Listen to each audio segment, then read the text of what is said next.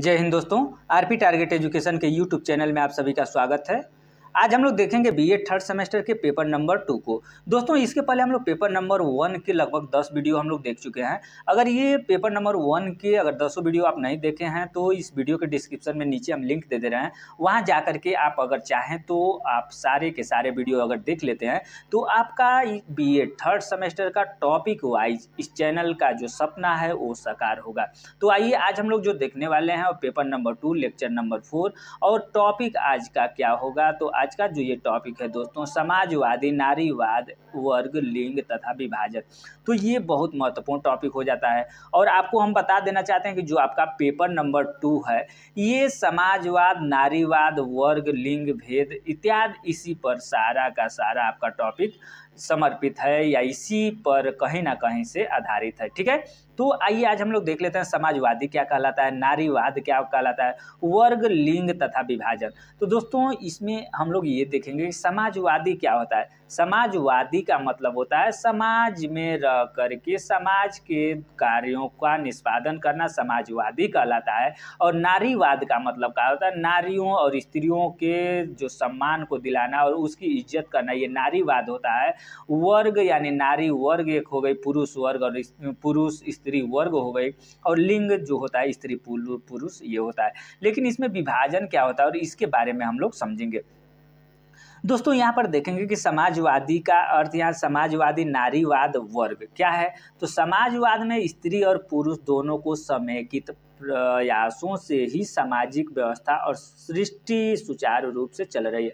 यानी कहने का मतलब है कि जो समाज है, जो हम लोग ये सृष्टि की रचना है, इसमें पुरुष चाहे वो किसी भी जाति में देखा जाए, जाति का मतलब यहाँ पर जाति से नहीं, जैसे मान लीजिए कि जानवर हैं, पशु हैं, पक्षी हैं, इंसान हैं, उसमें पुरुष और स्त्री, ठीक है, यानी स्त्रीलिंग और पुल्लिंग दोनों का होना जरूरी है। अगर ये दोनों नहीं रहते हैं तो जो सृष्टि है उसका विकास नहीं हो सकता है। ठीक है, तो यहाँ पर हम लोग देखेंगे कि स्त्री और पुरुष, यहाँ गलत हो गया है थोड़ा सा, इसको स्त्री और पुरुष के समाज की परिकल्पना नहीं की जाए, यानी स्त्री के बिना। ठीक है, यहाँ पर ये गलत नहीं हुआ है, आप लोग यहाँ थोड़ा सा ध्यान दीजिएगा।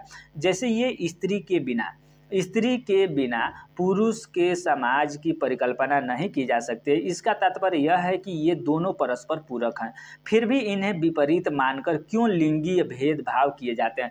दोस्तों आप लोग देखे होंगे कि ये लड़की है, ये जैसे मैथ नहीं पढ़ सकती, ये लड़की है, ये फौज में नहीं जा सकती, ये लड़की है, इसको घर के कामों में करना चाहिए, ये लड़का है, इसको बाहर के काम में हाथ बढ़ाना चाहिए। तो ये सब क्या है, प्राकृतिक ने पुरुष और स्त्री बनाया, न कि ये बनाया कि स्त्री ये काम करेगी, पुरुष ये काम करेंगे। ये सब कौन बनाया है? तो ये सब समाजवाद बनाया है, समाज के लोग बनाए हैं। तो नारी के प्रति जो समाज का सोच है उसको हमें बदलना पड़ेगा, और जो लड़की है, स्त्री है, पुरुष है, वो सब काम सब लोग कर सकते हैं। ठीक है, तो इसमें बहुत सारे जैसे सती प्रथा था इत्यादि, इसके बाद भी अगर देखा जाए पहले तो अनेक तरीके से स्त्रियों को कष्ट दिया जाता था, लेकिन अब वो धीरे धीरे करके क्या हुआ कि अब समाप्त हो रहा है।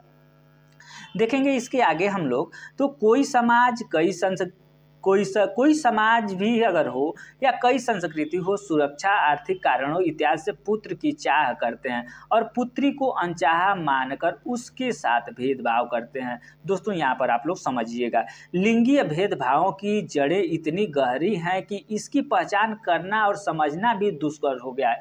जैसे आप लोग जो लिंगीय भेद है आप लोग खुद सुने होंगे, देखे होंगे, या समाज में आप लोग देख रहे हैं कि लोग क्या है, लोगों की सोच इतनी गंदी हो गई है कि लड़कियों को देखना भी नहीं पसंद करते हैं बहुत। लेकिन ये चीज़ सबको नहीं कहा जा सकता है। ये नहीं है कि दुनिया में लड़कियों को देखना, बहुत सारे ऐसे लोग अब बदल गए हैं। पहले भी बहुत सारे ऐसे लोग थे जो कि लड़कियों को ही पसंद करते थे, लड़कों की अपेक्षा लड़कियों को ही इज्जत और सम्मान दिया जाता था। और आज के युग में अगर देखा जाए, जो आधुनिक इस समय का जो युग चल रहा है दोस्तों, आप खुद अपने घर पर या खुद अगर आप लड़का हैं और लड़की हैं तो आप खुद अपने घर में देखिए कि आप लड़का हैं तो किसकी, अपने माँ बाप की इज्जत या घर के मान मर्यादा या पढ़ाई लिखाई के क्षेत्र में लड़कियां कहाँ पहुँच गई हैं। लड़कियां बहुत एकदम बिल्कुल टॉप पर पहुँच गई हैं और लड़के क्या है कि ये नीचे आते हुए दिख रहे हैं अब, यानी लड़कियों की पढ़ाई उच्च होती जा रही है और लड़कों की पढ़ाई निम्न होती जा रही है। तो दोस्तों वो जो पहले का युग था और लड़कियों को लोग बोझ समझते थे, लिंगीय भेदभाव करते थे, ये सब समस्या अब ख़त्म हो गई है और आपसे ये अब जो समाज है धीरे धीरे परिवर्तन हो चुका है। जैसे में देखा जाए तो ये बाल विवाह, विधवा पुनर्विवाह निषेध, दहेज, कन्या भ्रूण हत्या, कन्या शिशु हत्या, अंतिम संस्कार बालकों द्वारा ही करवाया जाता था, ठीक है। लेकिन आप लोग खुद देखे हैं कहीं जहाँ की लड़कियाँ अपने पिता को या अपने पति को या कोई उस तरीके से होता है कि लड़कियाँ ही अंतिम संस्कार कर रही हैं। लेकिन जब ये देखा जाए तो आधुनिक पहले का जो युग था उस समय लड़कियों को मरघट जो अपना ये अंतिम संस्कार अंतिम शव यात्रा पर जाता है वहाँ लड़कियों को औरतों को जाने भी नहीं दिया जाता था। लेकिन अब क्या है कि जो अंतिम संस्कार है वो औरतें भी अब कर रही हैं, पहले इन लोगों को वो अधिकार नहीं दिया गया था। इसके अलावा अगर देखा जाए तो संपन्न किया जाए पैतृक संपत्ति में अधिकार न प्राप्त होना, जैसे लड़कियों को पैतृक संपत्ति में जैसे पिता का जो धन दौलत है उसमें संपत्ति का अधिकार न प्राप्त होना, पुत्र उत्पन्न करने के लिए दबाव बनाना, समानता और स्वतंत्रता आदि के अधिकारों से वंचित होना इत्यादि हमारे समाज में व्याप्त है। बालिकाओं के रहन सहन, खान पान, शिक्षा, सामाजिक वातावरण में अंतःक्रिया के अवसर तथा धार्मिक आयोजनों इत्यादि में दोहरा व्यवहार किया जाता है। समाजवादी नारीवादियों का मुख्य ध्येय नारियों को समाज की मुख्य धारा में लाना है, निम्न कार्यों के द्वारा संभव हो सकता है, ठीक है। यानी जो नारीवाद है, सामाजिक नारीवाद, हम लोग क्या पढ़ रहे हैं, समाजवाद नारीवाद। तो जो समाजवाद है हमारे समाज किससे बना है, समाज हमसे बना है, आपसे बना है, और हम और आप खुद नारियों लड़कियों की अगर इज्जत नहीं करते हैं तो ये समझिए कि कौन करेगा, वही समाज होता है ना। तो हम लोगों को नज़रिया बदलने की आवश्यकता है और जो लड़कियां हैं उसके बाद औरतें हैं उनको एक अच्छी नज़रिया से देखिए और उन सबको जो उनका इज्जत है, जो उनका सम्मान है, उस सम्मान को आप उसको भली भांति दीजिए। दोस्तों एक बात हम यहाँ कहना चाहते हैं कि जैसे मान लीजिए कि संस्कृत में एक श्लोक था, ठीक है।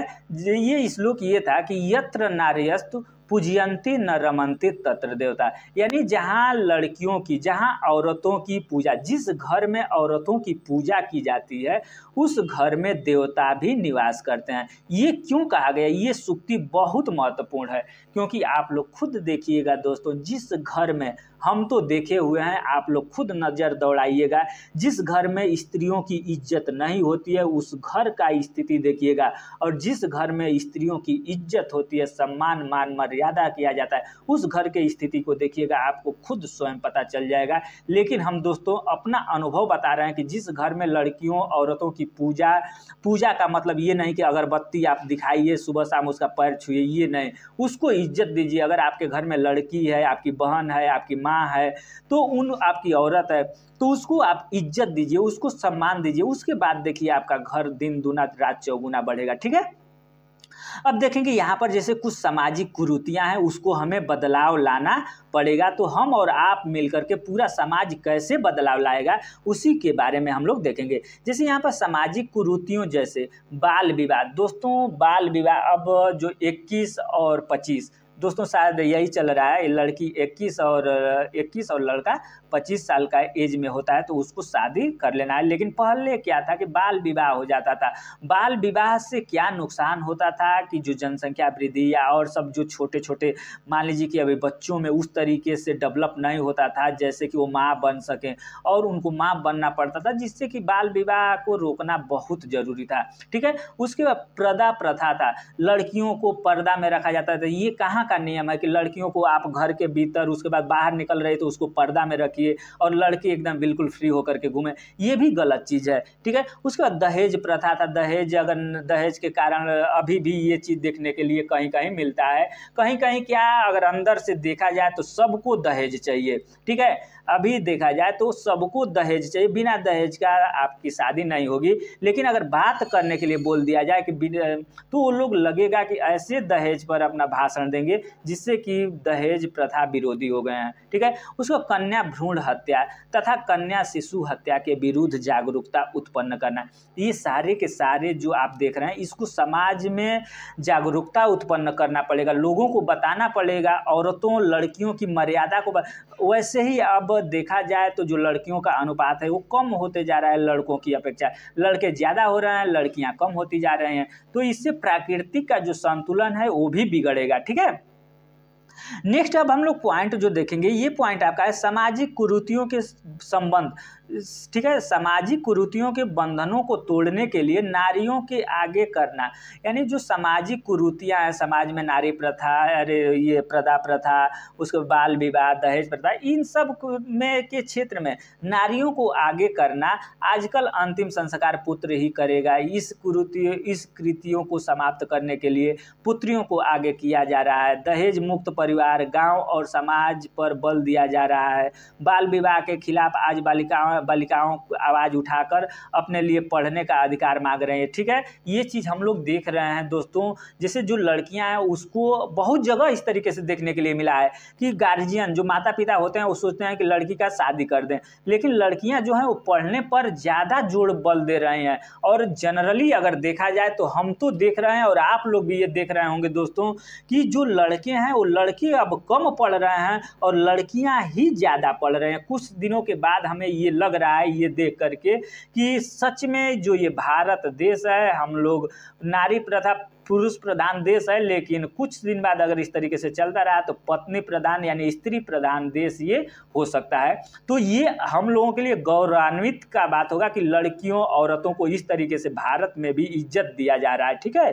तो ये बहुत अच्छी बात होगी। अब देखेंगे यहाँ पर नारियों को मुख्य धारा में लाने के लिए उन्हें जागरूक किया जा रहा है, नारियों को और समाज के अन्य व्यक्तियों की शिक्षा पर बल दिया जा रहा है। 5वां पॉइंट है अनपढ़ लोगों को भी सरल शब्दों में समझाकर स्त्रियों की स्थिति में भागीदारी बनाया जा रहा है। अब नेक्स्ट पॉइंट है समाजवादी नारीवाद, लिंग तथा विभाजन। यहाँ पर कहने का मतलब वो है कि समाजवादी नारीवाद, लिंग तथा विभाजन, वही बात मेन आ जाती है कि लिंग के आधार पर जैसे स्त्रियों को ये काम, पुरुषों को ये काम, यही लिंग विभाजन। तो इसमें क्या लिखा हुआ है आइए हम लोग देख लेते हैं। लेकिन ये देखने से पहले दोस्तों आपसे हम रिक्वेस्ट करेंगे कि अगर इस चैनल पर आप नए हैं तो आपको टॉपिक वाइज बिल्कुल फ्री में अगर नोट्स चाहिए, सीटेट की तैयारी करना चाहते हैं तो इस चैनल पर बिल्कुल फ्री में आपको वीडियो दी जाएगी, फ्री में नोट्स दिए जाएंगे। तो इस चैनल को सब्सक्राइब करके बेल आइकन को अगर दबा लेते हैं तो आपकी जो टीचर बनने की सपना है वो साकार हो सकता है दोस्तों। और हम पुराने अपने स्टूडेंट से या नए भी स्टूडेंट से बोलेंगे कि आपने जो स्कूल का ग्रुप है, बच्चों का ग्रुप है, उससे 1 या 2 ग्रुप में ज़रूर भेजें जिससे कि हम भी मोटिवेट हो सकें। दोस्तों आपसे मैं मांगता कुछ नहीं मांगता हूँ, अगर मांग भी रहा हूँ तो केवल आपके मोबाइल में केवल अंगुली से आपको क्या करना है कि वीडियो को सेलेक्ट करना है और अपने दोस्तों के पास और स्कूल के ग्रुप में शेयर कर देना, बस यही आपसे मैं एक छोटा सा चीज़ मांग रहा हूँ, ठीक है। तो अब देखेंगे ये नारीवाद और समाजवाद विभाजन। पूर्व के अध्ययनों में लिंग का विस्तृत चर्चा प्रस्तुत किया जा चुका है। लिंग और इसके विभाजन का कार्य स्वैच्छिक रूप से न तो कोई स्त्री और न ही कोई पुरुष कर सकता है। इतना आवश्यक है कि आज विज्ञान तकनीक के बढ़ते कदमों के द्वारा लिंग परिवर्तन करवाया जाना संभव हो चुका है। जैसे ये कहने का मतलब है कि जैसे मान लीजिए कि लड़की है तो आजकल का जो विज्ञान है, तकनीक है, इतना आगे बढ़ गया है कि लड़की को वो लड़का बना देगा और लड़का को वो लड़की बना देगा। वही कहने का मतलब है कि आज का विज्ञान इतना आगे बढ़ गया है कि आज के युग में लड़के को लड़की बनाना संभव हो चुका है। जैसे कोई लड़की लड़का का लिंग और लड़की लड़के लिंग के रूप में अपने लिंग परिवर्तन करा सकता है। लिंग विभाजन के आधार पर निम्नलिखित प्रकार के होते हैं। ये कौन कौन से हैं? प्रतिक्रिया या जैविक, ठीक है। प्राकृतिक या जैविक आधार लिंग का अधिकतम महत्वपूर्ण होता है, जिसमें आनुवांशिकता का महत्वपूर्ण योगदान होता है। प्राकृतिक या जैविक आधार पर लिंग दो प्रकार के होते हैं, बालक और बालिका। ठीक है, प्राकृतिक जैविक ये दोनों आधार पर, यानी जो प्राकृतिक हम लोग आनुवांशिक जैसे सामान्य तरीके से बालक होते हैं और बालिका होते हैं, लेकिन अगर कृत्रिम देखा जाए, जैसे मान लीजिए कि बालक है बालिका बनना चाहता है, या आप लोग सोच देखे होंगे कि जो थर्ड जेंडर होता है, यानी उसको अगर सामान्य गांव के बोल चाल में हम कहेंगे तो हिजड़ा, आप लोग नाम सुने होंगे, देखे भी होंगे। तो आजकल के युग में जो ये कृत्रिम देख रहे हैं, कृत्रिम लिंग परिवर्तन, तो जो थर्ड जेंडर होते हैं वो क्या करते हैं कि अपना लिंग परिवर्तन करा करके स्त्री के रूप में या पुरुष के रूप में वो लोग बन जाते हैं। ठीक है, तो कृत्रिम अपना लिंग परिवर्तन क्या होता है? कृत्रिम रूप से आज विज्ञान की प्रगति के कारण लिंग परिवर्तन कराना संभव हो गया है। जैसे कोई स्त्री अपने शारीरिक अंगों में परिवर्तन कराकर पुरुष, और कोई पुरुष परिवर्तन कराकर स्त्री के लिंग को कृत्रिम रूप से धारण कर सकता है।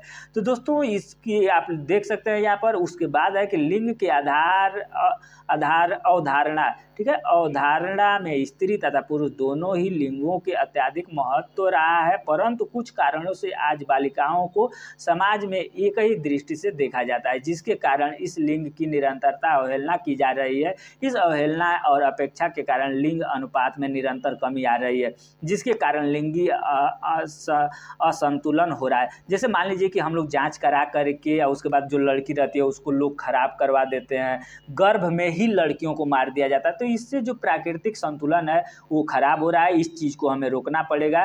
तो दोस्तों आपको वीडियो कैसा लगा? वीडियो अच्छा लगा हो तो लाइक करें, शेयर करें, तथा चैनल पर पहली बार हैं तो चैनल को सब्सक्राइब करके बेल आइकन को दबा लें। धन्यवाद।